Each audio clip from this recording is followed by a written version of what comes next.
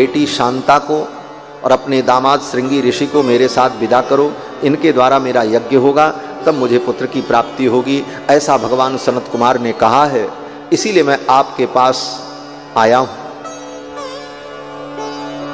दशरथ जी महाराज जब अपनी तीनों रानियों को लेकर के अंग देश पहुंचे तो जाते ही उन्होंने अपनी बात नहीं कही। 7 दिन वहां रहे और 7 दिन बाद ये बात उन्होंने कही कि हम आए किस लिए।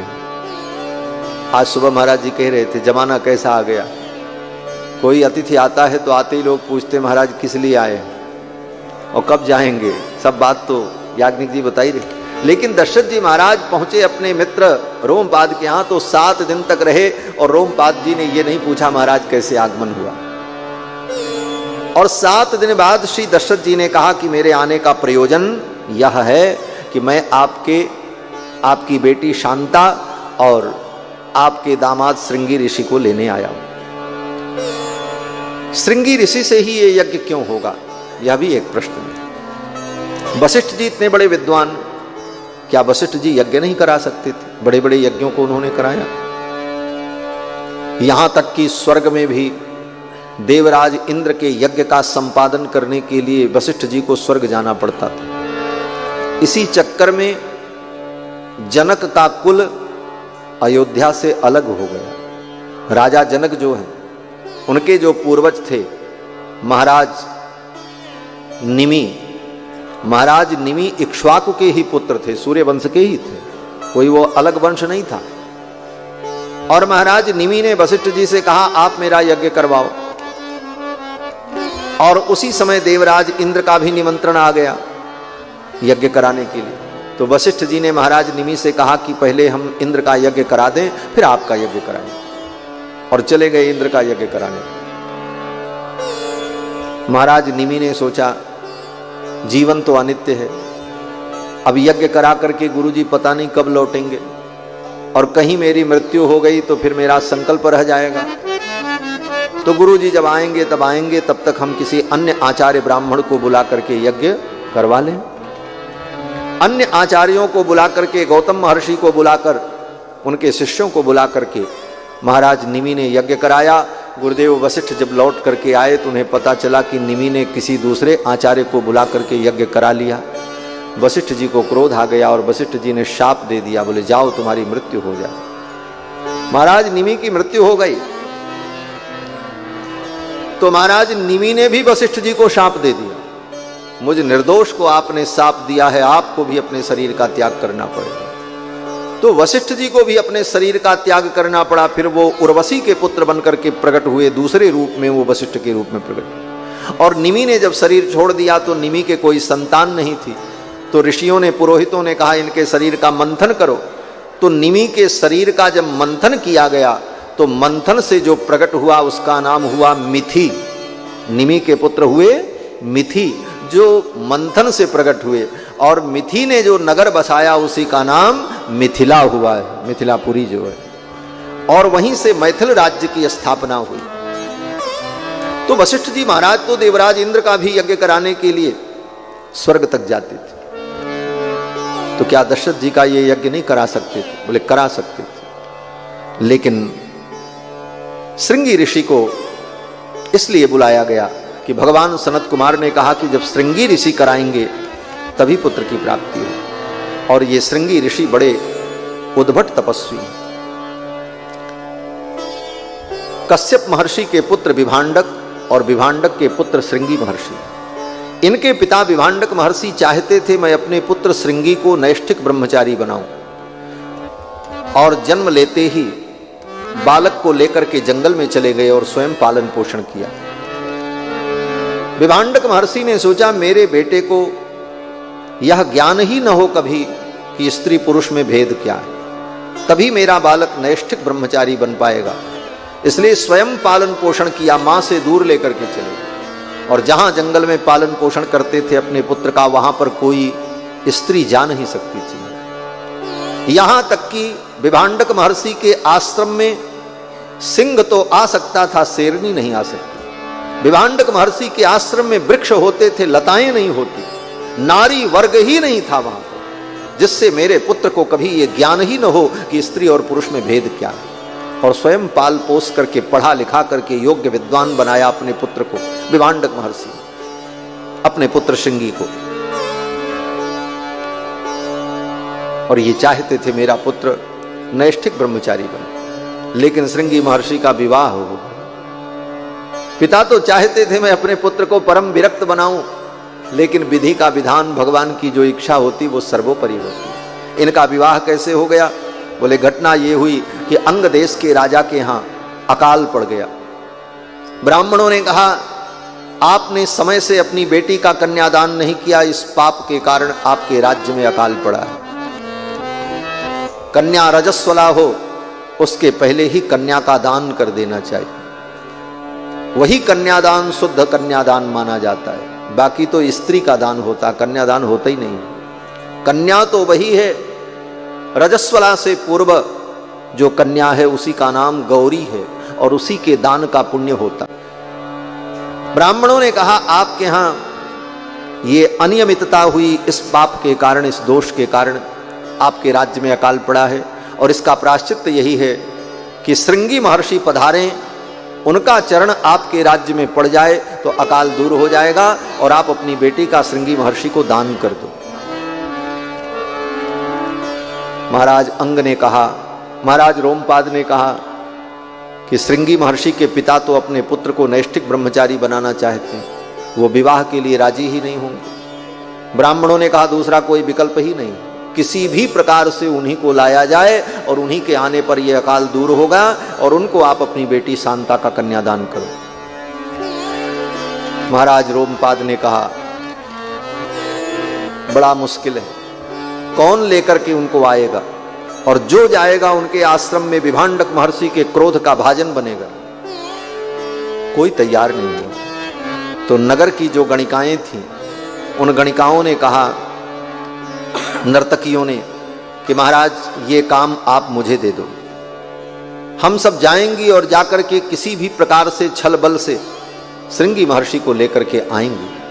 अगर इसके लिए मुझे अपना बलिदान भी करना पड़े तो कोई बात नहीं। वो गणिकाएं चल पड़ी और गणिकाओं ने एक सुंदर नाव बनाई और उस नाव में अनेक प्रकार के फल और अनेक प्रकार की मिठाइयों को रखा और गीत संगीत गाती हुई नदी के माध्यम से जल के रास्ते उस स्थल पर पहुंच गईं जहां पर विभांडक महर्षि का आश्रम था। दूर दूर से उन गणिकाओं ने पता लगाया कि विभांडक महर्षि आश्रम से बाहर तो जाते ही होंगे, कंदमूल फल लेने के लिए, फूल लेने के लिए, संविधा लेने के लिए, और जब वो बाहर जाएंगे तभी मौका मिलेगा उनके पुत्र से मिलने का। दूर दूर से उन गणिकाओं ने पता लगाया। जब पता लगा कि इतने समय से इतने समय तक विभांडक महर्षि स्वयं संविधा चयन करने के लिए, पुष्पादि लेने के लिए जाते हैं, अपने बेटे को कहीं जाने नहीं देते, गणिकाओं ने सोचा यही समय मिलने का अच्छा होगा। जब विभांडक महर्षि कंदमूल फल इत्यादि लेने के लिए गए तो गणिकाएं धीरे से आश्रम में आ गईं। जब आश्रम में पहुंची तो श्रृंगी महर्षि ने पहली बार स्त्री को देखा, उन गणिकाओं को देखा, नर्तकियों को। श्रृंगी महर्षि सोचने लगे ये भी किसी गुरु के शिष्य होंगे, शिष्य होंगी, ये ज्ञान उनको नहीं था, उनको तो पता ही नहीं था स्त्री पुरुष में अंतर क्या। तो श्रृंगी महर्षि ने जाकर के प्रणाम किया उन गणिकाओं को और कहा कि आप मेरे अतिथि हैं, आपका स्वागत। आश्रम में कोई व्यक्ति अचानक आ जाए, घर में कोई व्यक्ति अचानक आ जाए बिना सूचना के, तो वही अतिथि होता है। अतिथि माने जिसके आने की कोई तिथि नहीं है, और अतिथि जो है वो देवता के समान होता है। अतिथि देवो भव, वेद कहता है। तो श्रृंगी महर्षि ने कहा आप मेरे अतिथि हैं, मैं आपकी पूजा करूंगा। करिष्येवोत्र पूजाम वै सर्वेषाम विधिपूर्वकम, विधिपूर्वक मैं आपकी पूजा करूंगा। अब तो गणिकाएं भीतर से डरने लगी, अरे ये इतने बड़े महात्मा, इनसे मैं अपनी पूजा कराऊं, कितना पाप लगेगा, नरक में जाना पड़ेगा। लेकिन गणिकाओं ने सोचा चलो ये काम करना है तो ये सब नाटक तो करना ही पड़ेगा। वो गणिकाएं बैठ गईं और श्रृंगी महर्षि ने उन गणिकाओं का पूजन किया। अक्षतम समर्पयामि, चंदनम समर्पयामि, अर्घ्य दिया, पाद्य दिया, पूजन किया। इदम अर्घ्यम इदम पाद्यम इदम मूलम फलंचनः, अर्घ पाद्य आचमन मधुपर्क से उन गणिकाओं का श्रृंगी महर्षि ने पूजन किया क्योंकि वेद का अध्ययन उन्होंने किया था, उनको सब मालूम था अतिथि का पूजन कैसे किया जाता है। श्रृंगी महर्षि ने पूजन किया और जब पूजन हो गया तो श्रृंगी महर्षि ने पूछा, आप लोग किसके शिष्य हो? अब वो गणिका क्या बताएं? गणिकाओं ने कहा, हमारे गुरुजी वेद के बहुत बड़े विद्वान हैं। बोले उनका नाम क्या है? तो गणिकाओं ने कहा, आपने अध्ययन नहीं किया है, गुरु का नाम नहीं लेना चाहिए। आत्मनाम गुरोर नाम नामाति कृपणस्य च। अपना नाम, अपने गुरु का नाम और कृपण व्यक्ति का नाम, और आत्मनाम गुरोर नाम नामाति कृपणस्य च श्रेयस कामो न गृह्णीयात् ज्येष्ठापत्य कलत्रयोः।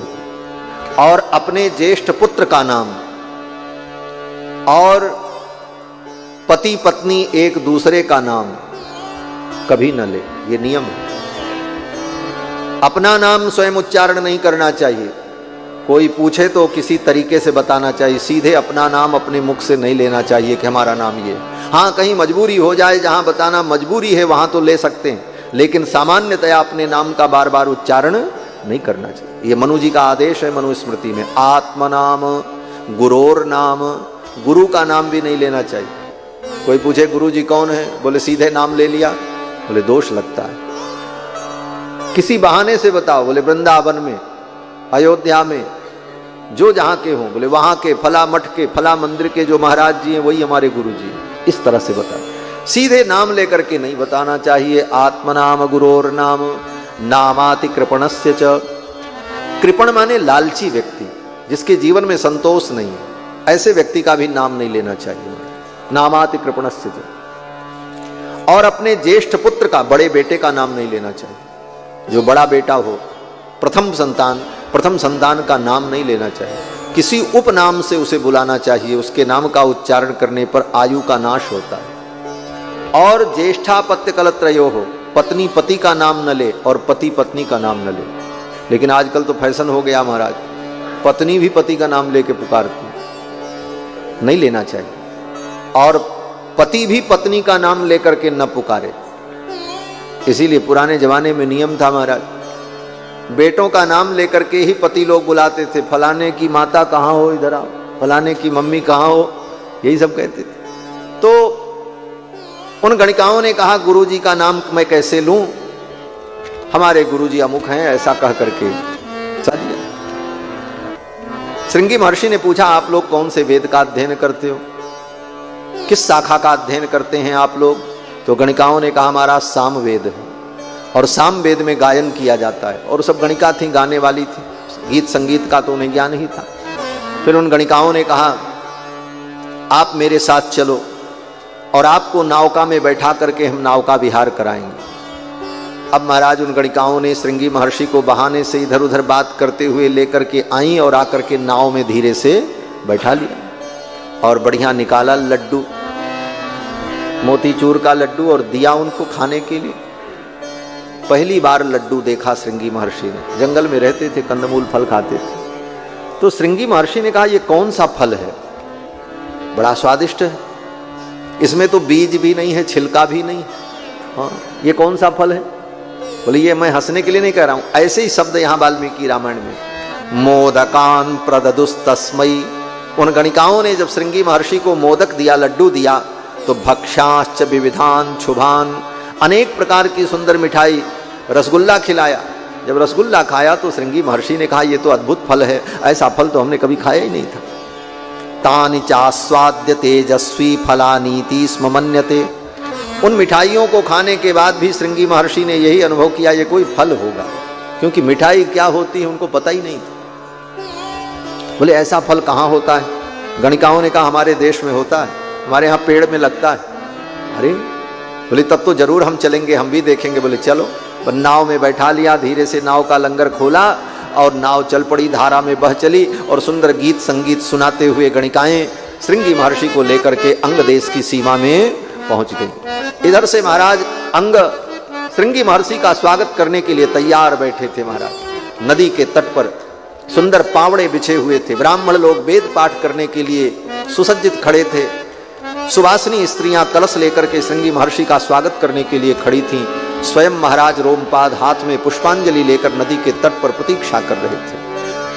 गणिकाएं जब श्रृंगी महर्षि को लेकर के पहुंची और श्रृंगी महर्षि नावका से उतरकर अंग देश की सीमा में अपने चरण को रखते हैं, उसी समय चारों तरफ से बादल आ गए और देखते देखते वर्षा प्रारंभ हो गई। महाराज अकाल दूर हो गई। अब तो आदर पूर्वक श्रृंगी महर्षि को लेकर के महाराज रोमपाद अपने महल में गए। विधि विधान हुआ और कन्यादान किया, शांता जी का दान किया और शांता जी के साथ श्रृंगी महर्षि का विवाह कर दिया। इधर विभांडक महर्षि जब कंदमूल फल लेकर के लौटे आश्रम में, अपने बेटे को नहीं पाया। अब तो क्रोध में, किसने मेरे पुत्र का अपहरण किया और अपहरण करके विवाह कर दिया। ये देखो, अपहरण करके विवाह करने की एक बड़ी पुरानी परंपरा है। आज भी ये परंपरा है। कहाँ है? बोले बिहार में। बिहार में आज भी, जो बिहार से आए होंगे उनको मालूम है। बेटे को उठा लेते हैं और ले जाकर के ब्याह कर दिया, फिर बहू के सहित लाख पहुंचा दिया, अपहरण करके विवाह। और यहां हमारी टीम में एक बैठे हैं जिनका विवाह ऐसे ही हुआ था। ये आर्गन पे जो बैठे हैं ना, ये मिथिला के, इनका भी ब्याह ऐसे ही हुआ था। हमारा सब उठा ले गए इनको। गए थे बाजार में कोई काम करने के लिए, वहीं से सब उठा लिए और लेकर के गए और ब्याह करके फिर महाराज ब्याह कराने के बाद बहू के सहित 10 दिन बाद घर पहुंचा दिया। I just bought this private jet, and whichever one of these 100 pilots wins this video keeps it. For the first challenge, the pilots all split up into 3 teams. No way I'm going home. To be the first team to pull their 40,000-pound plane across the finish line. 3. तो ये परंपरा कोई नई परंपरा नहीं है। श्रृंगी महर्षि के साथ यही हुआ, अपहरण करके विवाह कर दिया।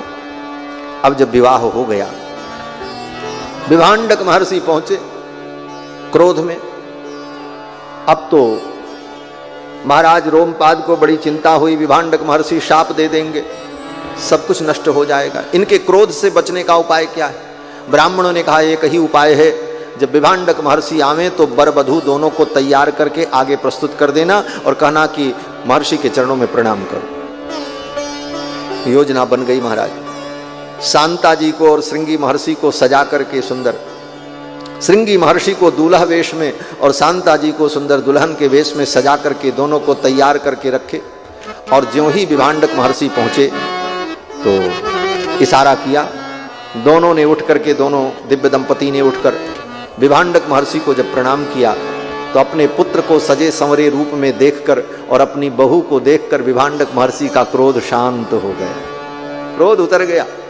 विभांडक महर्षि ने सोचा ऐसी सुंदर जोड़ी है, अब जो होना था सो तो हो गया, भगवान की यही इच्छा थी, अब शाप देना उचित नहीं है, अब तो इनको आशीर्वाद देना चाहिए। और विभांडक महर्षि ने वर वधू को आशीर्वाद दिया, बहू को आशीर्वाद दिया, सौभाग्यवती भव, तुम्हारा सौभाग्य सदा बना रहे। और आशीर्वाद देकर के विभांडक महर्षि तपस्या करने के लिए चले। उसी समय से श्रृंगी महर्षि अपनी पत्नी शांता के साथ अंग देश के महाराज रोमपाद के यहाँ ही रहते थे। इन्हीं श्रृंगी महर्षि को लेने के लिए दशरथ जी महाराज अपनी तीनों रानियों को लेकर, अपने परिकरों को लेकर के आए और आदर पूर्वक श्रृंगी महर्षि को लेकर के अयोध्या पधारे।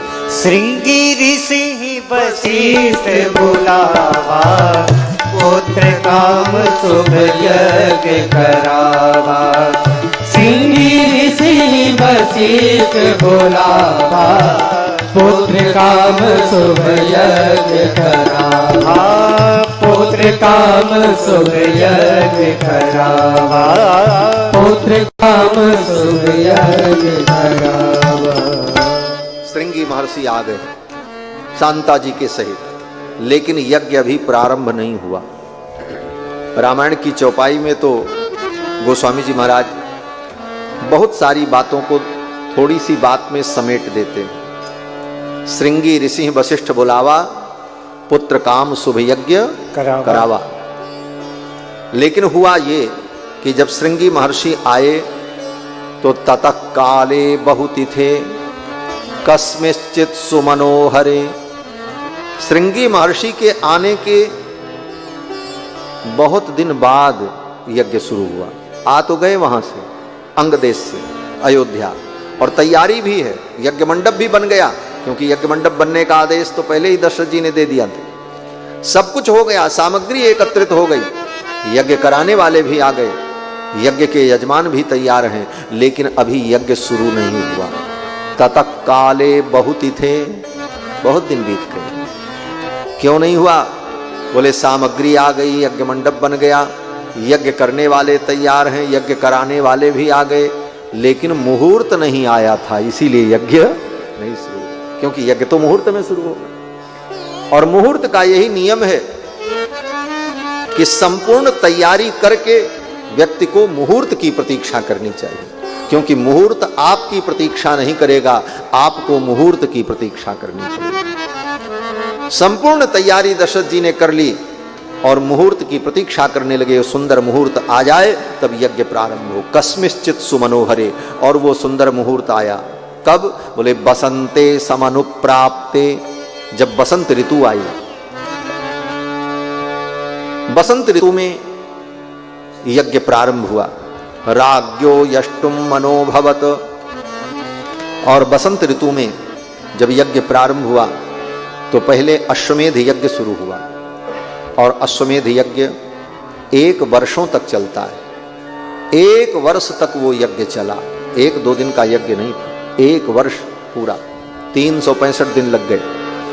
और जब पुनः बसंत ऋतु आई, पुनः प्राप्ते बसंते तु पूर्ण संवत्सरो भवत, 1 संवत्सर पूर्ण हो गया। और तब पूर्णाहुति का जब समय आया तो बड़े बड़े राजा आए, सबको निमंत्रण दिया दशरथ जी महाराज ने। मिथिला नरेश आए, काशी नरेश आए, और भी अनेक देशों के राजा बुलाए गए सम्मान पूर्वक। और फिर यज्ञ की पूर्णाहुति हुई। यज्ञ की पूर्णाहुति में वो अश्व जब घूम करके आया, अश्वमेध यज्ञ का अश्व, तब यज्ञ की पूर्णाहुति हुई। और यज्ञ में जो बड़े बड़े यूप बनाए गए थे, उन यूपों को स्वर्ण से मंडित किया गया था। और विधि पूर्वक यज्ञ की पूर्णाहुति हुई। और जब पूर्णाहुति हुई तो दशरथ जी महाराज ने यज्ञ कराने वाले उन ब्राह्मणों को अपना संपूर्ण राज्य दान कर दिया। वाल्मीकि जी लिखते हैं कि अध्वर्यवे प्रतीचीम तु ब्रह्मणे दक्षिणाम दिशम प्राचीम होत्रे ददौ राजा दिशम स्वकुलवर्धनः। ऋग्वेद के जो विद्वान ब्राह्मण थे, जो हौत्र कर्म करने वाले थे, उन ब्राह्मणों को पूर्व दिशा की संपूर्ण भूमि दे दी। अध्वर्यवे प्रतीचीम तु, और ऋग्वेद के यजुर्वेद के जो विद्वान अध्वर्यु गण थे, उनको पश्चिम दिशा की संपूर्ण भूमि प्रदान कर दी। और उद्गाता जो सामवेद के मंत्र का गायन करने वाले थे, उनको उत्तर देश की सारी भूमि दे दी। और यज्ञ में जो ब्रह्मा थे अथर्ववेद के, उन ब्राह्मणों को दक्षिण दिशा का दान कर दिया। इस प्रकार दशरथ जी महाराज ने अपनी संपूर्ण भूमि का दान कर दिया उन ऋत्विजों को, ब्रह्मा, अध्वर्यु, होता, उद्गाता को। यह दशरथ जी की उदारता थी। लेकिन वे ब्राह्मण भी कितने संतोषी थे। सब दान जब कर दिया दशरथ जी ने, तो ब्राह्मणों ने कहा महाराज आपने तो दान कर दिया, लेकिन ये लेकर के हम क्या करें, ये काम हमारा नहीं। उन ब्राह्मणों ने कहा कि न भूम्या कार्यम अस्माकम। उन ब्राह्मणों ने कहा ये भूमि का पालन करना ये हम ब्राह्मणों का काम नहीं, हमारा काम तो पठन पाठन है। इस संतोष के कारण ही ब्राह्मण सदा आदरणीय रहा है। ब्राह्मण ने सबको सब कुछ दिया, राज्य क्षत्रियों को दिया, संपूर्ण व्यापार वैश्यों को दिया, एक सुई से लेकर हीरे तक के कारोबार को अन्य लोगों को सौंप दिया। और ब्राह्मण ने अपने जीवन में क्या ग्रहण किया, बोले त्याग और तप। इसी कारण से ब्राह्मण आदरणीय रहा। और आज भी जिस ब्राह्मण के जीवन में तपस्या और त्याग है, उस ब्राह्मण का आज भी आदर है, आज भी उसका सम्मान है, आज भी उसका सम्मान है। You only need this shape shots if you love wearing fitted outfits, but you still want to feel comfortable. This is the medium completion shape shots from Invoke, and it honestly changed the game for me. It gives all over shaping, tummy, thighs, waist and even a little lift at the back. Satin but so flattering. Also the compression is medium, so you can still breathe. और रहेगा। लोग कहते हैं महाराज आज लोग ब्राह्मणों को गालियां दे रहे हैं। बोले दे रहे हैं, किस ब्राह्मण को गाली दे रहे हैं? बोले जो ब्राह्मण अपने ब्राह्मण धर्म का पालन नहीं कर रहा उसको गाली दे रहे हैं। आज ब्राह्मण अपने स्वधर्म का पालन करे तो सारी दुनिया उसका सम्मान करे। ब्राह्मण का धर्म यही है, त्याग, तप। उन ब्राह्मणों ने कहा न भूम्याह कार्यमस्माकं न ही सक्तास्म पालने, इस भूमि का पालन करना ये मेरा काम नहीं है। रताः स्वाध्याय करणे, हम तो स्वाध्याय में और अध्ययन में लगे रहने वाले लोग हैं, इसलिए हे महाराज ये भूमि आप ले लो, हम क्या करेंगे? पूरा राज्य लौटा दिया। दशरथ जी ने कहा मैं नहीं लूंगा। ब्राह्मण लेने को तैयार नहीं, और दशरथ जी दान कर चुके हैं, इसलिए दशरथ जी कहते हैं अब मैं भी नहीं लूंगा। क्यों? बोले ब्राह्मण को दी गई वस्तु, दान की गई वस्तु का पुनः उपभोग किया जाए तो वह व्यक्ति 60,000 वर्ष तक नाली का कीड़ा बनता है। श्रीमद् भागवत में भगवान कृष्ण कहते हैं कि स्वदत्ताम परदत्ताम वा ब्रह्मवृत्तिम हरेच्चयः 60 वर्ष सहस्राणि विष्टायाम जायते कृमि। आपने ब्राह्मण को दान किया है, लेकिन उस दी गई वस्तु का पुनः अगर आप उपभोग करते हैं तो 60,000 वर्ष तक नाली का कीड़ा बनना पड़ता है। दशरथ जी ने कहा अब हमने दान कर दिया है, अब हम इसका उपभोग नहीं कर सकते। तो ब्राह्मणों ने कहा महाराज हमारे से तो पालन होगा नहीं, हम क्या करें? तो दशरथ जी ने कहा आप विद्वान हैं, आप लोग ही कोई रास्ता निकालो। धर्मशास्त्र क्या कहता है?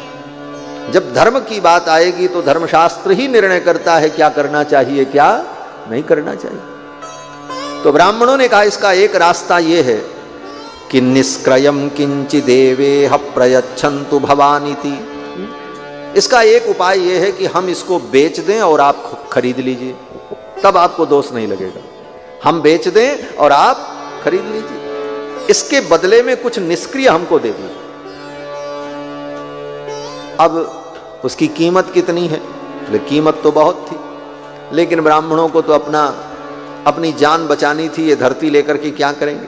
उन ब्राह्मणों ने कहा, किसी ने कहा हमको 100 गाय दे दीजिए, किसी ने कहा 1000 गाय दे दीजिए, किसी ने कहा हमको 200 गाय दे दीजिए, किसी ने कहा हमको 100 स्वर्ण मुद्रा दे दीजिए। जो कुछ मिला और उसी के बदले में वो संपूर्ण भूमि महाराज को वापस कर दी, उनको लौटा दिया। मणिरत्नम सुवर्णम वा गावो यद्वा समुद्यतम। किसी ने मणि ले लिया, किसी ने रत्न मांग लिया और किसी ने उसके बदले में गाय मांग ली, और वो संपूर्ण भूमि दशरथ जी को वापस कर दी।